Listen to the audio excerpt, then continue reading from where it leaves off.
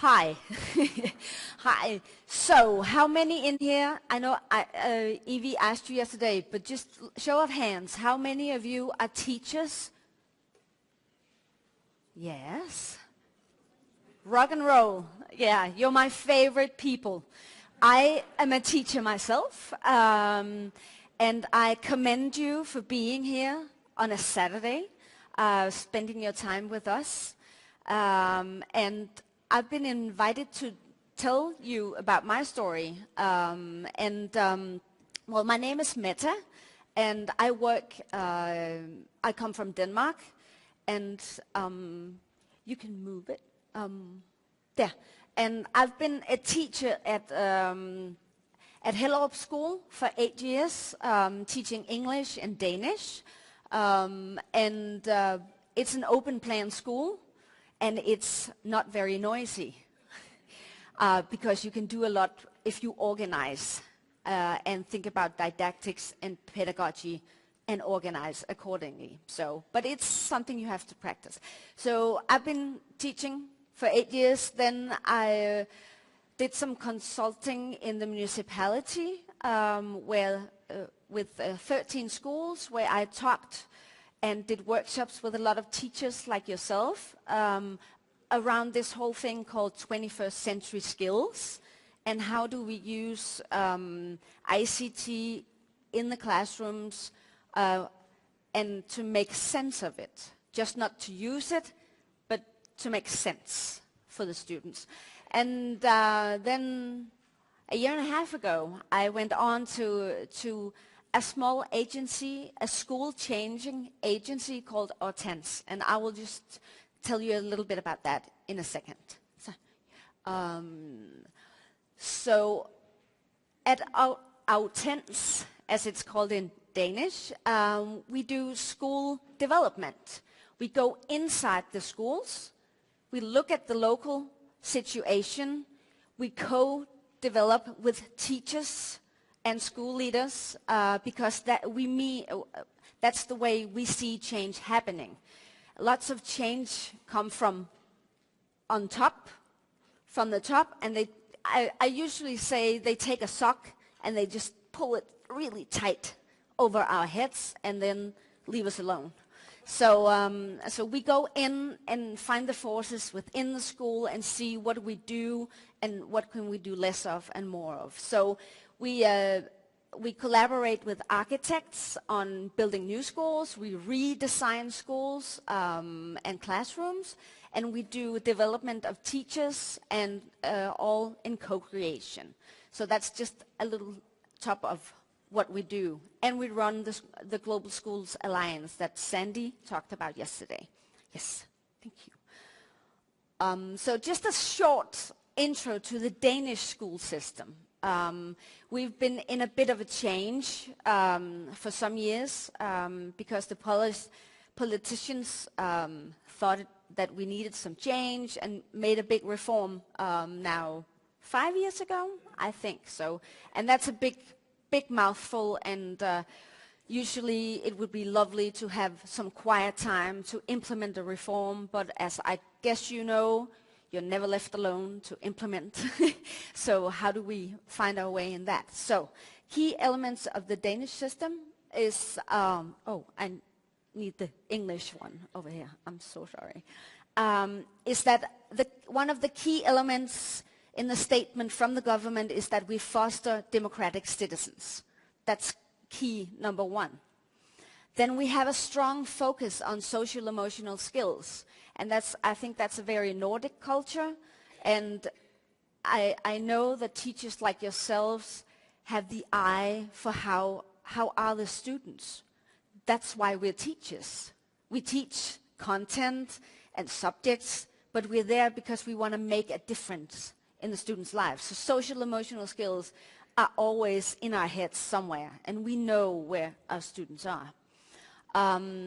We work a lot together with the parents because that's learnings show that the collaboration between the home and the school makes happier students and give them more learning outcome.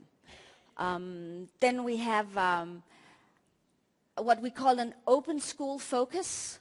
And that's a pretty new initiative, and I'll talk more about that afterwards, but or later on. But it's opening the school instead of just being private in the classroom. So we have some things about that. And then they implemented 45 minutes of exercise during the day in the lessons. So maybe how can we get the students to use their bodies instead of just sitting down and listening. So it's not that you have to go out and you have 45 minutes and then you play soccer and you go in again. No, it's when you do math, you have to use your body, and when you do language and stuff like that. So how do you do that? It was an idea from the government, and then we got left to implement it, so people are trying it, but it's getting along. But it takes practice and practice, especially for someone like me who's an English teacher. How do I incorporate, so, but teachers are clever. We find our way. Yes, so, and then the big focus, which is, I think, a key element to a lot of the things we're talking about here, is how do we do variations during the day, so we don't have students sitting down from 8 o'clock to 4 in the afternoon just receiving. And how do you do that? Yes, thank you. Whoa. Yes, so I brought to you just a little, a short film, because when I started teaching, I've taught teenagers for many years, and as Evie says yesterday, they can have long arms and not be, they're rearranging in their heads. And I just want to show you the movie. I think you can recognize some of it. So.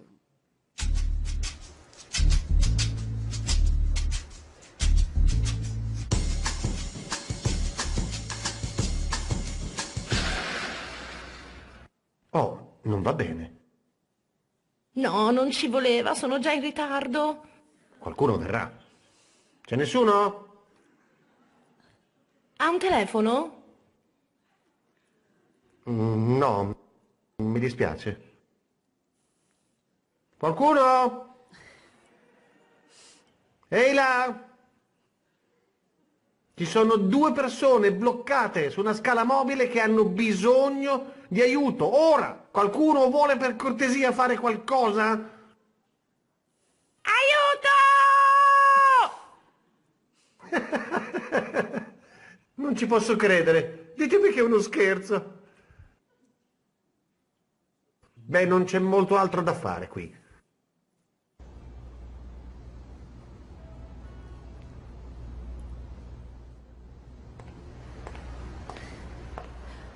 Salve! Ehi, non preoccupatevi, l'aggiusto in un secondo. Ehi, ha detto che può aggiustarla. Molto bene. Benissimo. Dice che l'aggiusta.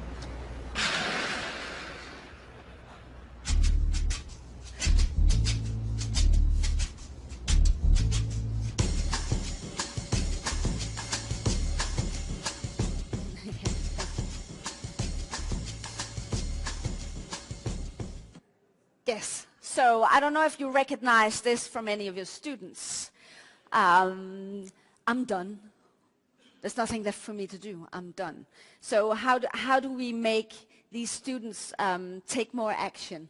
That's one of the things that we found at our school was something we needed. We needed to push them instead of them standing still and waiting for the answer and waiting for the adults to say, oh, why don't you go that way or that way? How do we make them take charge of their learning and then train them in it so they can take charge of their own lives and getting back to life skills, which is the outcome of all of this. So, and what I find fantastic and very important to talk about is that learning is messy.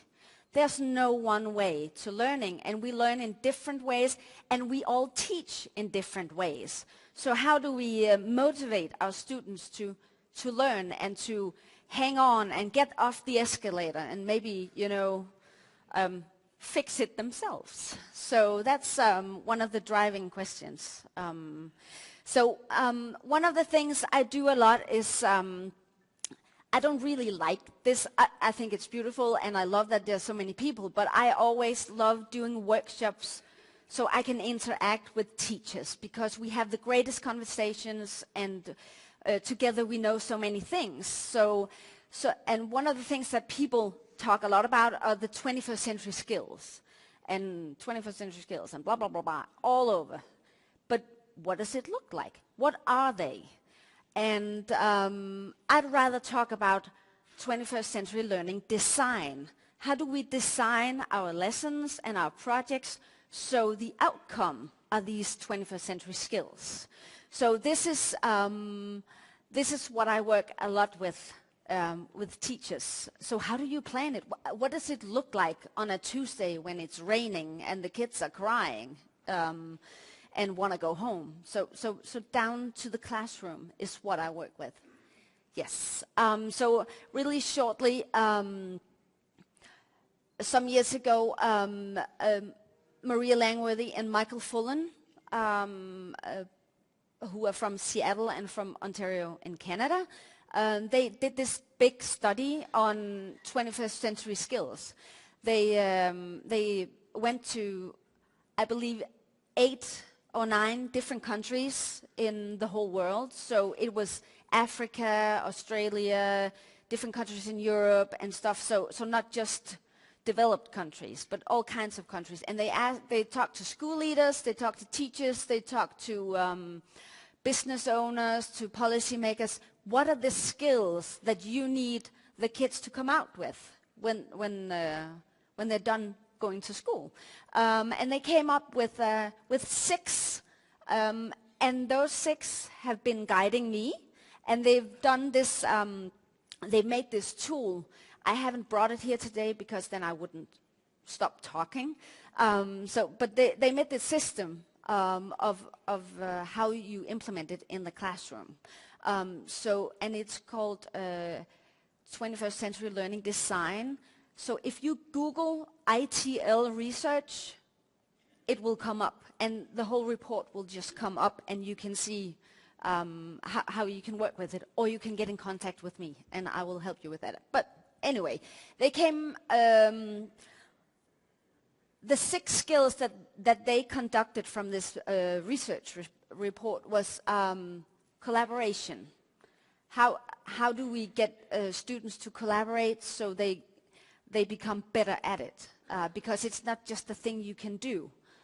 Oftentimes, they just, in the classroom, we put them into groups, and then often they just say, you take the red one, I take the green one, and then we'll talk tomorrow, and then we know nothing of each other's things. So that's not real collaboration. So how do we do that?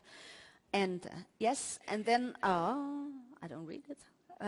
Knowledge construction. So how do we get them to apply the knowledge that we help them get into their heads? How do we get it to be cross-curricular? Use something that you learned in one subject and put it into another subject. How do you use history together with physics? How do you plan your work around that? Real-world problem solving. And I know you've heard a lot about all these real-world problems, and I just want to tone it down a little. It's a big thing. Making a difference in people's lives is really important. And when I say tone it down, it's not that it's not important, but there are so many real problems inside your schools. You don't have to go and solve the big problems in Africa as the first project you do. You can look inside your own school and maybe help the second graders be better at reading by making different things with them, or go to the nursery homes and read fairy tales with the old people. It doesn't have to be, sometimes it's just too much and you just don't do it. So looking into the local, how can you make a difference in your own school? Then ICT for learning is how do we use ICT, not just word writing, but how do you create something that makes a difference? And self-regulation.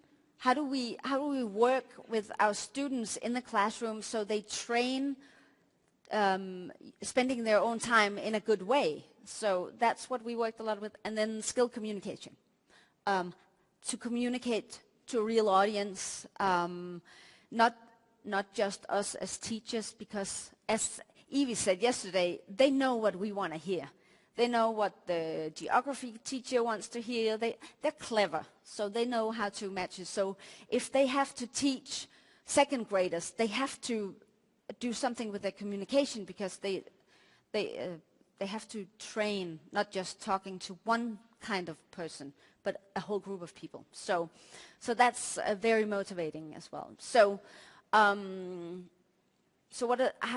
can you organize this? I'll just try and be brief. I have so much to say. I am a teacher. I can talk for a long time. But one of the things is that we organized, at the school I come from, we organized co-teaching. It was mentioned yesterday as well. And it's one of the most powerful things I've ever done, is that we do parallel planning. So all the 8th graders have English at the same time. So the 3 English teachers do the same planning, and then we can rotate and make different kind of settings. So maybe we do boys and girls, or the ones we divided into levels and stuff like that. So it makes a flexibility. And then teachers as facilitators. That's one of the things that's been said many times here as well. But how do you do that? And one of the things we need as teachers to look into ourselves and recognize is that we have to let go of the control. We're control freaks. I am myself. But we have to loosen up and make great frames for learning, but get the students working. We had this saying that the longer time I had to sit and drink coffee, the better it was, because the students had to work. So we had that as a guideline. Giving more power to the students is also giving them problems to solve, and then make framework for that. And also do cross-curricular projects. So you don't teach in boxes or in silos. So the English teacher might do something with the math teacher, and you do math. I'm not a math teacher, but you do some kind of mathematical content, and then you have to explain it in English. That's just a small way of doing it. And this picture shows a team of students. This is a project where they had to work and create a lesson, or a 2-hour lesson, teaching 5th graders on internet bullying. And what they had to do was, as you can see, this is in a classroom, and we just made walls and teams of students. So they're in control of the project. They have a deadline, and then how they get there is up to them. They just have a very clear notion of what they have to turn in by the end of the week, or by the end of the term, however you work. So this group of students are working together on creating 2-hour lessons for these 5th graders. And they have to create their own material. They have to create a movie. They have to show. And they have to integrate interview techniques, because that was in the curriculum at the time. So that's it's putting all the curriculum in a setting where they get control. So our greatest task as teachers is making the groups and making the framework. And from my experience, the tighter the deadline, the more they have to do, the more they perform. So if it's just like real life, I have something I have to turn in on Friday, and I start, making it on Thursday. So how do they practice doing being in control of their own time, and use each other's skills? Because one of the things we talk a lot about is that nobody knows everything. We all together know everything. So how do we... So I have to be really fast, so I'll try that. But the whole getting into every day, how do you plan, how do you look at it? This is what I do for a living, and I don't have the time to tell you too much, but just let the students do the work. I think that's the main thing. So, and let them be creative. And then one thing is that I think Ed talked about these exhibitions and stuff. Always end your things with an explosion, because we remember the explosions. The kids remember the explosions, and an explosion could be an exhibit, singing, dancing, making movies for a real audience, stuff like that. And I'll show you some explosions in a second. But just that's just a real big factor, because real people will be using the things the students are doing. So, yeah, and then, whoop, I'll be really fast. Yeah, okay, so just one thing. One of the things I work with is on a national level. I work in the classroom level, school level, leadership level, and on a national level, I'm involved with,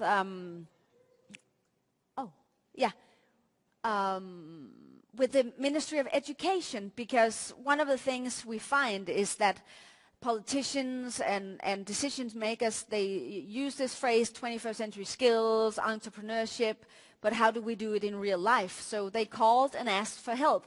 And we do this big competition around entrepreneurship, and entrepreneurship as in ideas, not making money or anything, but ideas from the students, and taking that seriously.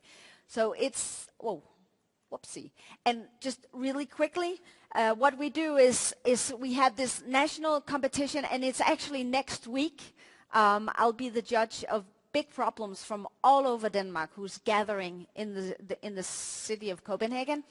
But all over Denmark, they've been the past couple of months in classrooms, finding problems on their own, the students, problems close to their heart, you know, teenage problems, and trying to find new ideas. They've taken these ideas and they've tried to create solutions for them. They take that on to a municipality level and do a local competition where they get to show their things and talk about all these things, and then they have a winner, a local winner, and the local winner goes on to the national competition. So and it's all around 21st century skills. So we have this set of rubrics that we judge it from. So and this, just a second, and yeah, I'm sure. I'll try.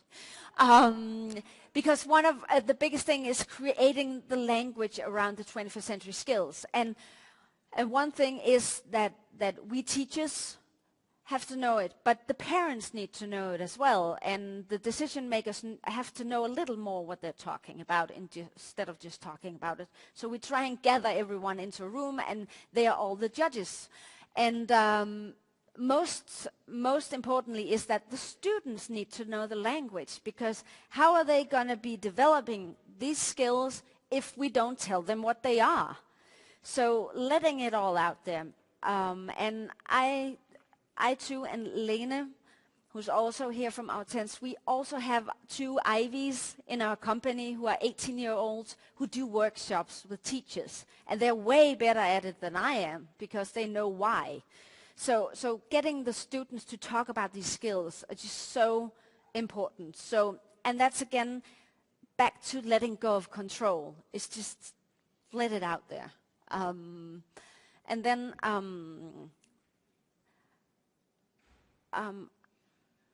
this whole craft entrepreneurship competition is all about taking their ideas seriously. Because they know so much if we just let them be creative, if we give them the power and step back a little bit, and then and if we stop talking a little and get them the power. So this is just an example of an exhibition in a local final. And it's, again, to create a different conversation about learning, because learning is not only sitting down and receiving. Learning is being active. So this is a different kind of classroom, you could say. These are the winners from last year's competition, and just to give you a little picture in what they do is that they take a problem who's close to their hearts, and these boys, you know the feeling of you getting outside and you forgot to charge your iPhone, and then you can't do anything without it. So what they did was they invented a power bank, a thing where you plug the cord into, and then you have it on your bike, and when you bike, it charges your phone. I mean, how simple is that?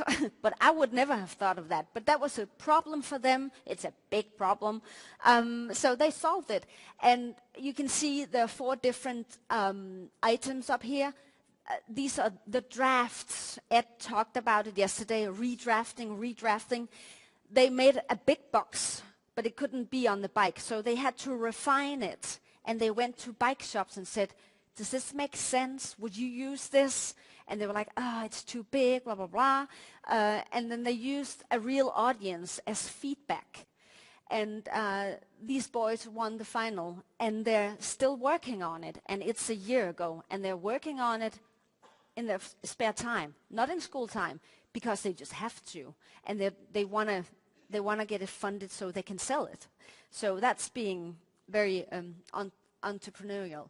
And I just really, can I show the film? Just 1 second of the film. Yay. Well, this is, I have so many. Okay, so this film is made by the winners of this, and this guy is 15 years old. He's dyslexic, and he always hated going to school. But then he was faced with this challenge, and he loves school now. So that's the short version. So can you turn it on? E altre cose simili.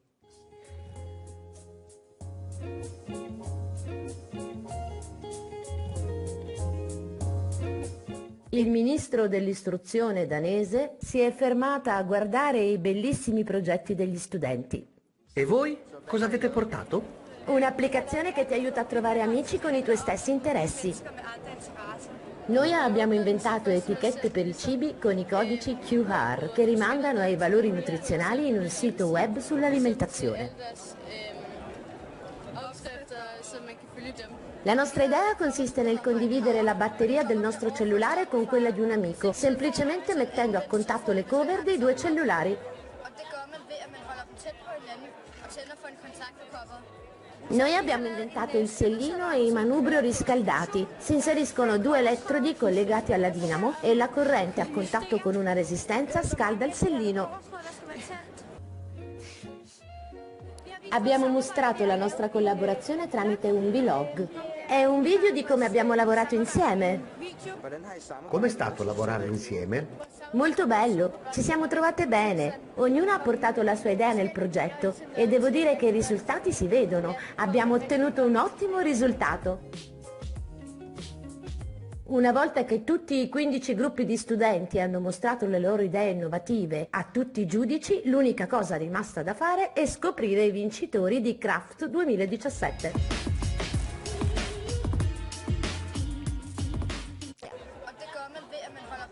It's okay. It's just a little glimpse in different things they made, and there are also second graders there making friend things. And so it's kind of giving control to the students and making them talk about soft skills. How do you assess collaboration? I don't know how, but talking about it helps us do it. So I just have 2 final things I want to say, because, I have some recommendations, and the second one is we need trust and guidance from our leaders, and also as teachers, we need to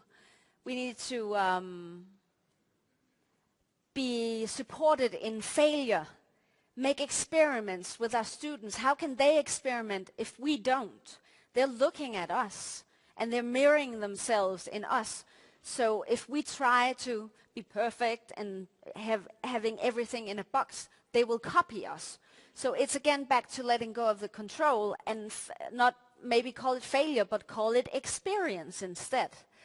And then seeing other schools, seeing other practice, opening schools, invest in teachers' network, because together we're so much better. And then see each other's practice. And I think, did I get the last one? Oh, you can't see it. Do you know what it says? If it's too crazy, you have to do it. That was the saying we had in the team I worked in. It was, we can't do that, then we have to. So we've done a lot of experiment on these students, and what the outcome is that they're so good at going to the exams because they view it as a project. As Ed said yesterday, it was like, it's just a project. The exams are they're just a problem they need to solve. So, last thing, I know I've said that many times, but there is a crack in everything. That's one of my favorite songs of Leonard Cohen.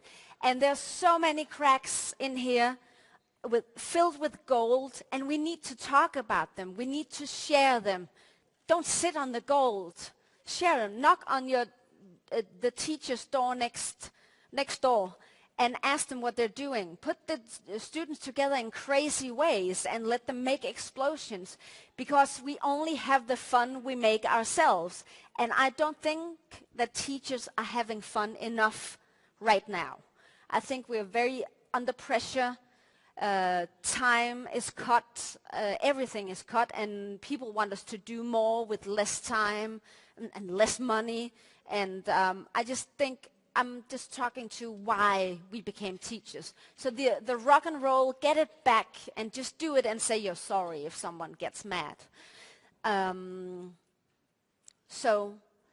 this is for the leaders and all of us, is that change takes time. You know? It takes time. You can't do it overnight. So, this was my presentation. But I want to do one thing before I leave. And that is, I want you guys just to put down your things. Just a second. Just put it down. And then I want to make the roof lift, because I want to applaud you guys for being here. I want to applaud you guys for turning up every day for your students. And I want to celebrate teachers more. So let's make the roof lift. Are you ready? Can you clap? I know you can clap, but you can clap even more. Are you ready? So to the teachers, I love teachers. So, yay! Yay. Thank you. Thank you.